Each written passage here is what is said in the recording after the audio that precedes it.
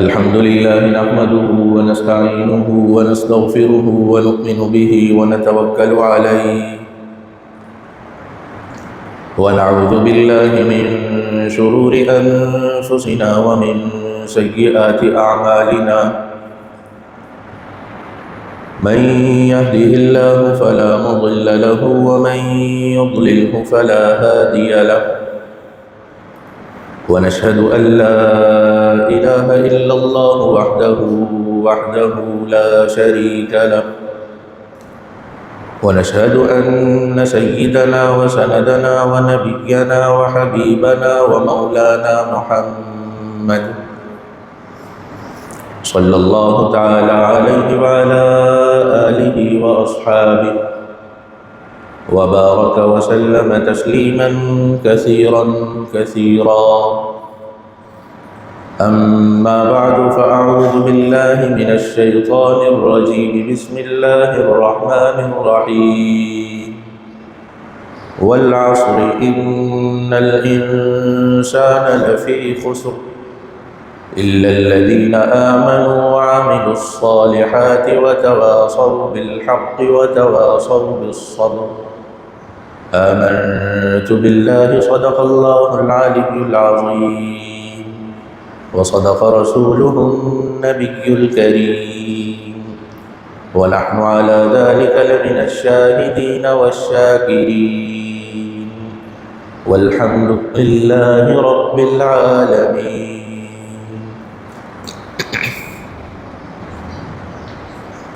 قابل صد احترام محترم و مکرم حاضرین مجلس و حاضرات،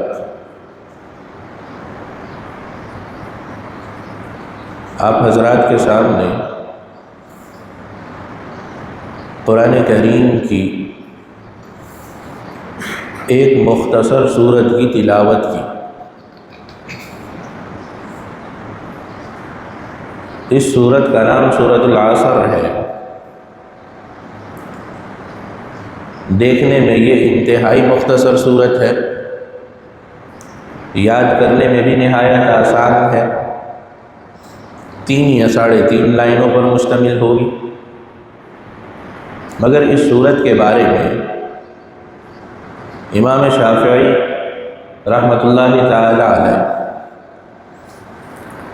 جو قرآن کریم کی باریکیوں کو خوب جاننے والے تھے، بہت بڑے فقیہ گزرے. انہوں نے یہ فرمایا کہ اگر اللہ رب العزت وہ قرآن کریم کی صرف یہ صورت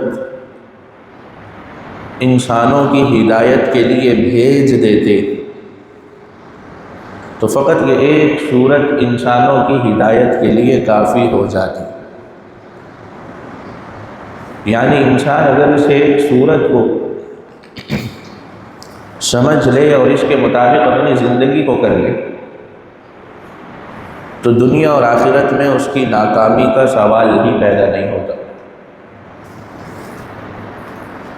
وہ نسخہ کامل اللہ رب العزت نے انسانوں کو اس صورت میں دے دیا.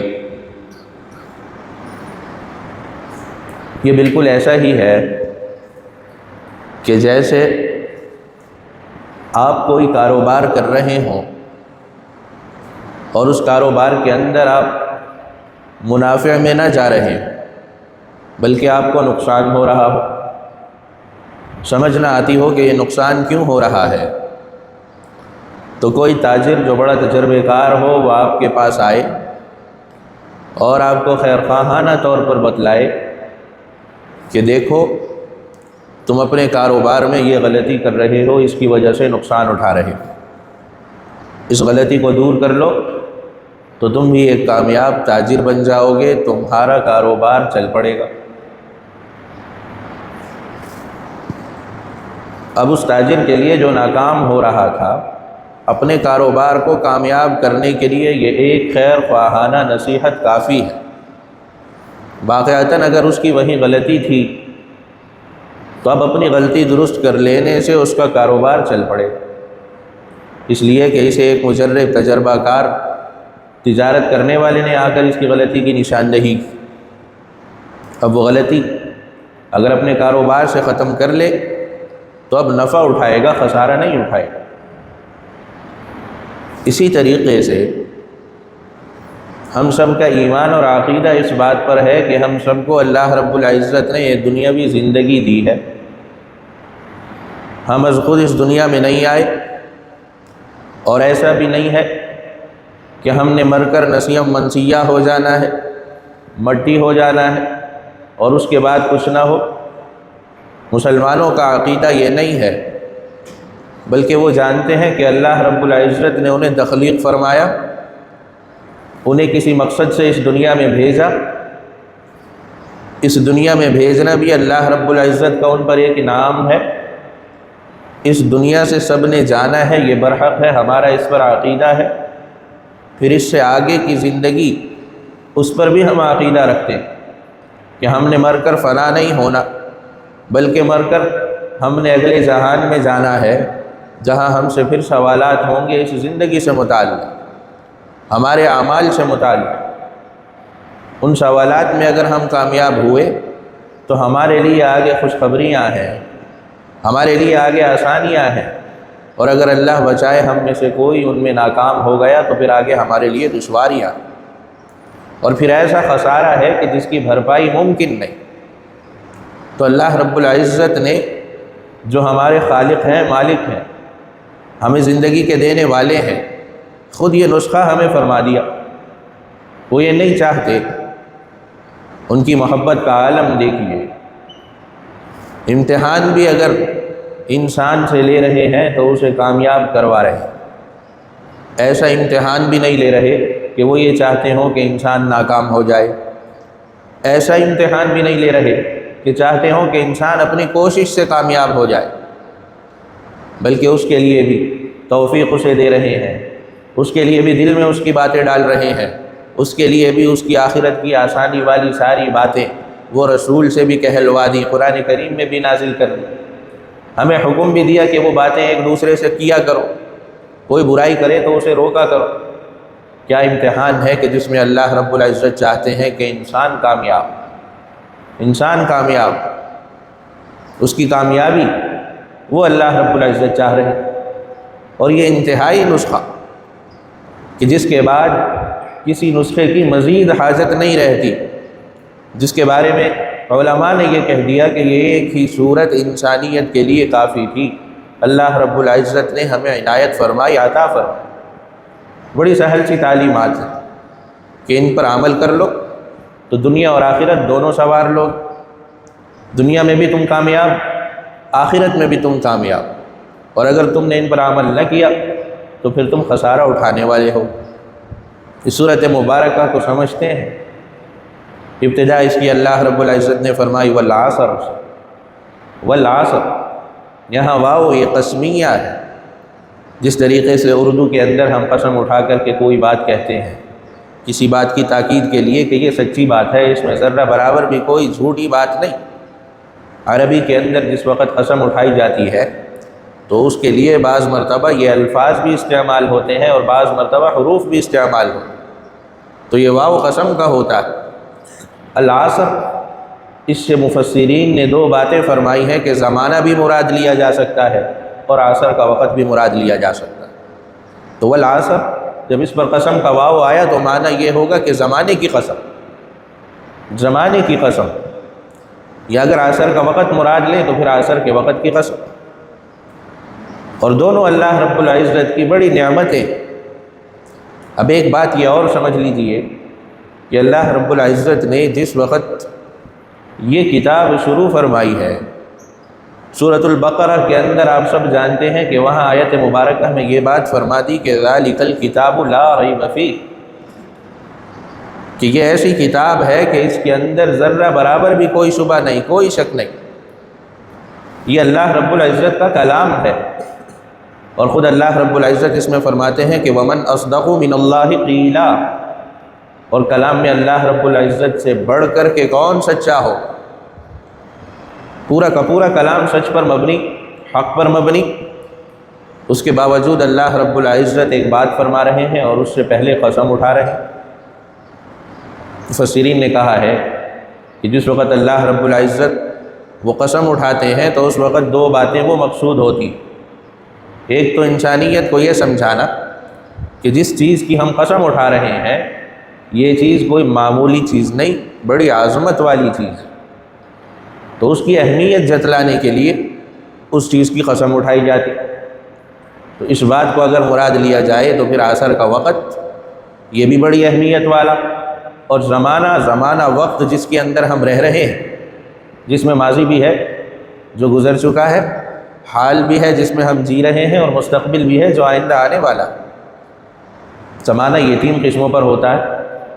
فرمایا کہ اس کی اہمیت کو اجاگر کیا جا رہا، اور اس کے اندر بھی خاص طور پر وہ زمانہ جو مجھے اور آپ کو حاصل ہے، جسے ہم اپنی زندگی کہہ سکتے ہیں، زندگی کی مہلت کہہ سکتے ہیں، اس کی اہمیت کو جتلانے کے لیے قسم اٹھائی جا رہی۔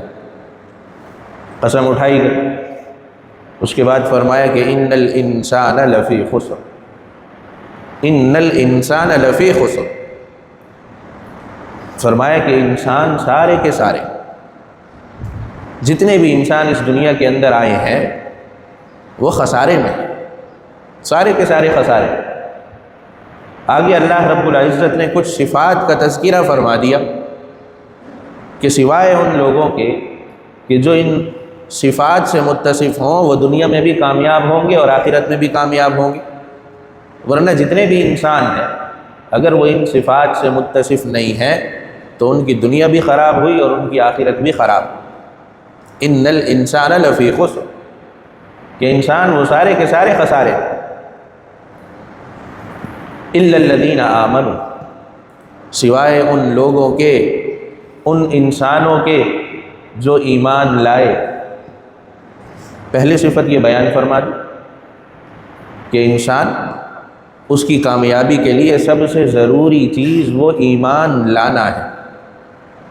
ایمان لانا، کس چیز پر ایمان لانا؟ اللہ رب العزت کی وحدانیت پر ایمان لانا، اس کو معبود برحق اور لا شریک ماننا، توحید کے متعلق جتنے عقیدے ہیں ان عقیدوں کو جاننا، ماننا، اور فقط زبان سے نہیں ماننا بلکہ دل سے اس کی تصدیق بھی کرنا۔ حدیث جبرائیل ایک بڑی مشہور حدیث ہے، حضرات صحابہ کرام رضوان اللہ تعالی علیہم اجمعین وہ تشریف فرما ہے۔ دیکھتے ہیں کہ ایک صاحب جو کوئی مسافر معلوم ہوتے ہیں، نہایت سفید لباس انہوں نے پہنا ہوا ہے، نہایت کالے ان کے بال ہیں، اور مسافر یوں معلوم ہوتے ہیں کہ ان میں سے نہیں، اجنبی لگ رہے ہیں، لیکن حلیہ ایسا ہے کہ اس پر سفر کا کوئی اثر بھی نہیں، کہ عموماً جب آدمی سفر میں ہوتا ہے تو اس کے بال پراگندہ ہوتے ہیں، کپڑے اس کے ایسے نہیں ہوتے۔ حال سے معلوم چلتا ہے کہ مسافر ہے، اور سفر بھی اس وقت کا کہ جس وقت سفر قافلوں میں اونٹوں پر کیا جا رہا ہو، گھوڑوں پر کیا جا رہا ہو۔ تو حضرات صحابہ یہ دیکھ رہے ہیں کہ ایک صاحب آئے ہیں، اجنبی ہیں اس لیے سمجھ رہے ہیں کہ مسافر ہیں یہاں کے، نہیں، ہم نے انہیں پہلے نہیں دیکھا، اور حالت ایسی ہے کہ اس سے مسافر معلوم نہیں ہوتے، صاف ستھرا لباس، صاف ستھرے بال۔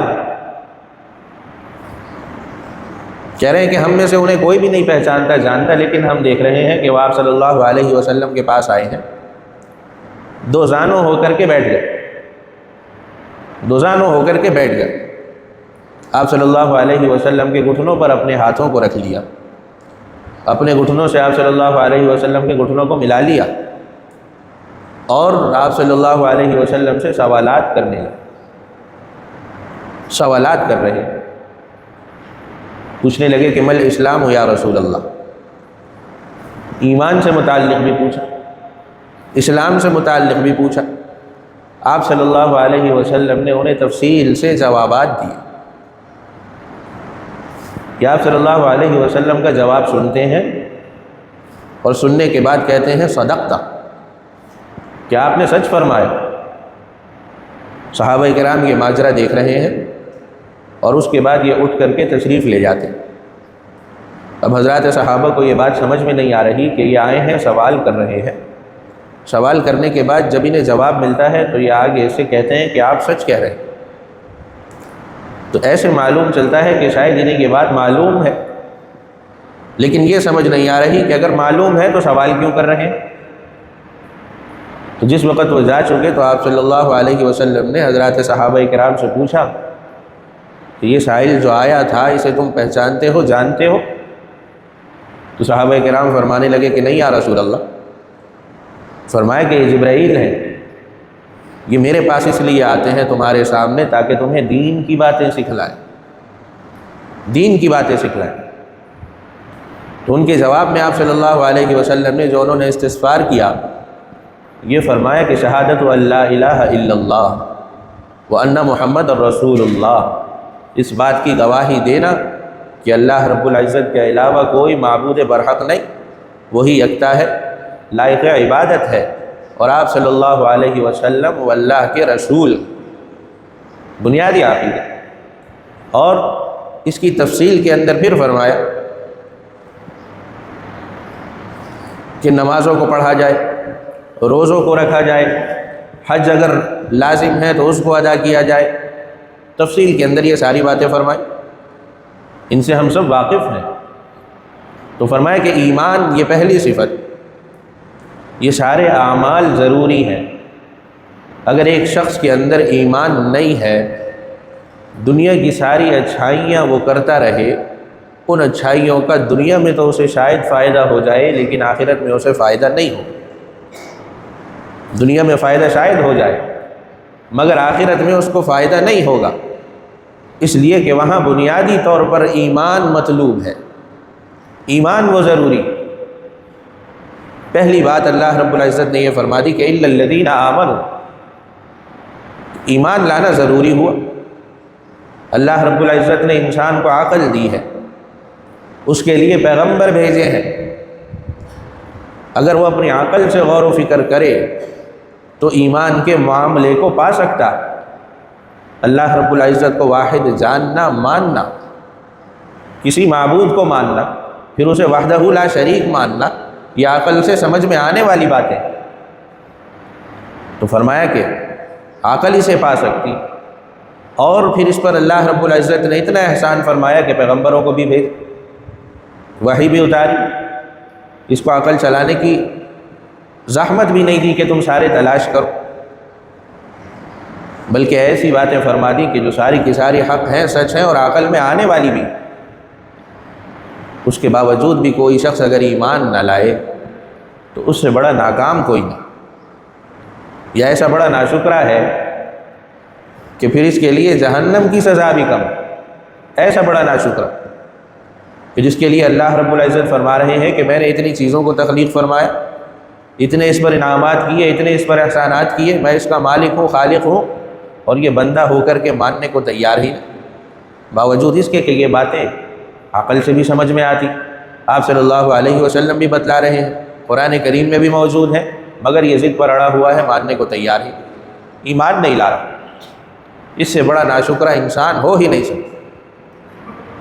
اللہ رب العزت فرماتے ہیں کہ وَمَا ظَلَمَهُمُ اللَّهُ وَلَٰكِنْ كَانُوا أَنفُسَهُمْ يَظْلِمُونَ، میں نے پہلے عرض کیا کہ اللہ رب العزت کو کوئی خواہش نہیں کہ ہم میں سے کوئی ناکام ہو، وہ چاہتے ہیں کہ دنیا میں بھی ہم کامیاب ہوں، آخرت میں بھی ہم کامیاب ہوں، لیکن فرما رہے ہیں کہ تم اپنے کیے کو آگے جا کر کے پاؤ گے۔ اگر تم ایمان والے نہیں ہو، زندگی میں تم کافر تھے، کفر تم نے اختیار کیا ہوا تھا، تو اس عمل کو آگے جا کے تمہیں بھگتنا پڑے، بھگتو گے۔ پھر فرمایا کہ ایمان کے ساتھ دوسری بات وَعَامِلُوا الصَّالِحَاتِ، کہ ایمان تو لے آئے، یہ تو بنیادی چیز تھی، لیکن اب ایسا بھی نہیں ہے کہ ایمان پر تکیہ کر کے گھر بیٹھے رہے کہ ہم ایمان والے تو ہو گئے، مسلمان تو ہو گئے، اتنا ہمارے لیے کافی۔ فرمایا کہ یہ اتنا بھی کافی ہونے والی بات نہیں، اب ہمیں اپنے آپ کو اسلام کے مطابق وہ بنانا ہوگا، دین کے مطابق بنانا ہوگا، آپ صلی اللہ علیہ وسلم کی تعلیمات کے مطابق ہمیں اپنی زندگی کو کھپانا ہوگا، لگانا ہوگا۔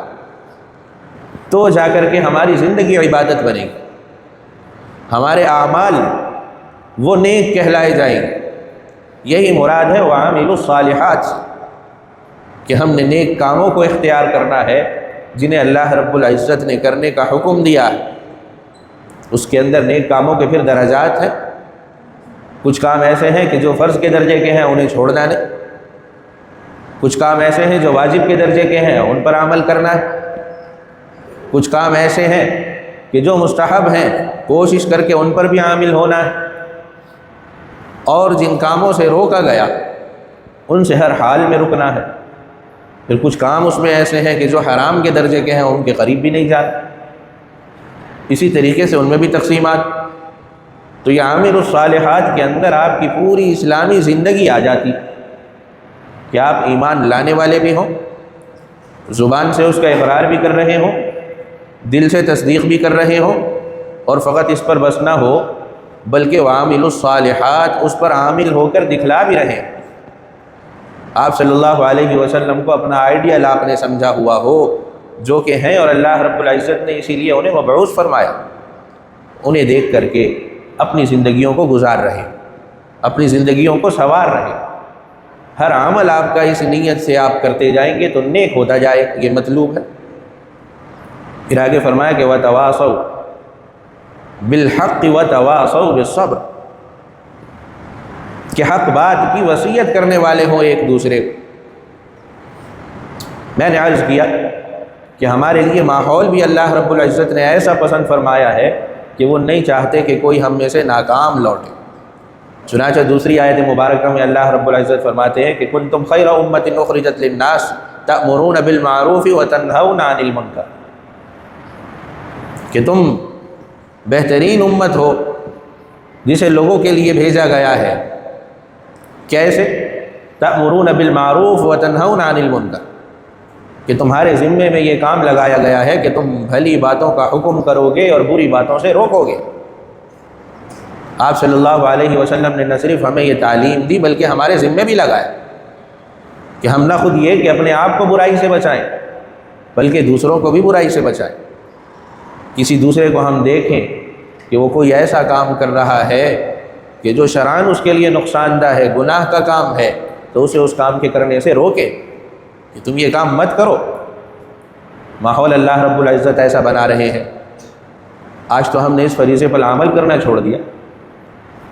آپ صلی اللہ علیہ وسلم نے فرمایا تھا کہ قرب قیامت کا زمانہ ہوگا کہ جس وقت لوگ امر بالمعروف کو چھوڑ دیں گے، نہی عن المنکر کو چھوڑ دیں گے، کہ کسی کو بھلائی کی بات کا حکم نہیں دیں گے، اچھے کام کرنے کے لیے نہیں کریں گے، اور کوئی برا کام کر رہا ہو اس میں دیکھیں گے تو اسے روکیں گے نہیں کہ بھائی یہ برا کام ہے مت کرو، بلکہ اپنی اپنی زندگیاں گزار رہے ہیں۔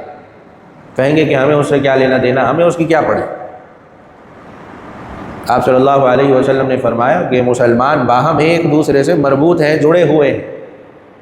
یہ ان کا نظریہ اور ان کا ذہن نہیں ہونا چاہیے کہ ہمیں دوسرے سے کیا لینا دینا، خیر خواہی کی بات ہے۔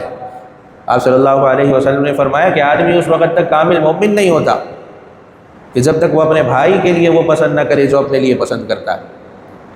تو کیا آپ اپنے لیے گناہ میں ملوث ہونے کو پسند کرتے ہیں، حرام کے ارتکاب کو پسند کرتے ہیں، اللہ کی ناراضگی کو پسند کرتے ہیں، جہنم میں جانے کو پسند کرتے ہیں؟ ہم میں سے کوئی شخص بھی اپنے لیے یہ پسند نہیں کرتا۔ جب اپنے لیے پسند نہیں کرتے تو اپنے بھائی پر پھر کیسے راضی ہو جاتے؟ اس کے لیے بھی پسند نہ کرے۔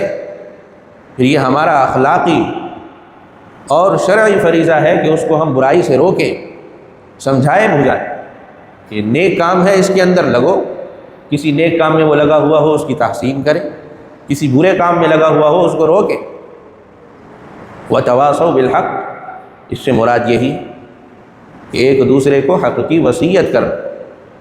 پھر فرمایا کہ چوتھی صفت ہے وَتَوَاصَوْا بِالصَّبْرِ، اور ایک دوسرے کو صبر کی تلقین کرنا۔ ایک معنی اس کا مفسرین نے یہ فرمایا کہ دل جمعی کے ساتھ دین پر جمے رہنا اور اس کی تلقین کرنا۔ دین جس کو ہم نے اختیار کیا ہوا ہے، جن طریقوں پر ہم چل رہے ہیں، ظاہر سی بات ہے کہ آپ صلی اللہ علیہ وسلم نے فرمایا کہ الدنیا سجن المؤمن و جنت الکافر، کہ مومن کے حق کے اندر تو دنیا وہ قید خانے کی طرح ہوتی ہے، بہت سے کام اسے کرنے کے لیے کہا گیا ہوتا ہے، بہت سے کاموں سے روکا گیا ہوتا ہے۔ ایسا مومن نہیں ہوتا کہ اس کے جی میں جو آئے وہ کرتا پھرے، اس کے لیے پابندیاں ہیں۔ ہاں البتہ کافر کا حال اس سے مختلف ہے، اس کے لیے دنیا ایسی ہے کہ گویا اس کی جنت ہو، اور اس کے لیے یہی کچھ ہے، اس کے دل میں جو آتا ہے وہ کر گزرتا ہے، کوئی پابندی اس کے لیے نہیں ہوتی۔ تو مسلمان کے لیے تو پابندیاں ہوتی، ان پابندیوں پر صبر کرنا۔ بس اوقات آپ دیکھیں گے کہ ایسے لوگ ہوتے ہیں کہ جو شریعت پر عامل نہیں ہوتے لیکن دنیا کے اندر بڑی ترقی کر رہے ہوتے، بڑی ترقی کر رہے ہوتے۔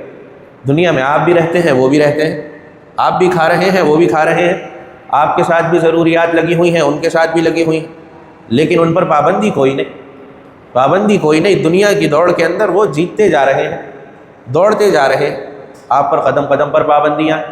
تو کبھی دل اڑتا ہے کہ ہم تو پیچھے رہ گئے، ہم پر تو یہ پابندی، ہم تو یہ کام نہیں کر سکتے، کیسے آگے جائیں، کیسے برابری کریں۔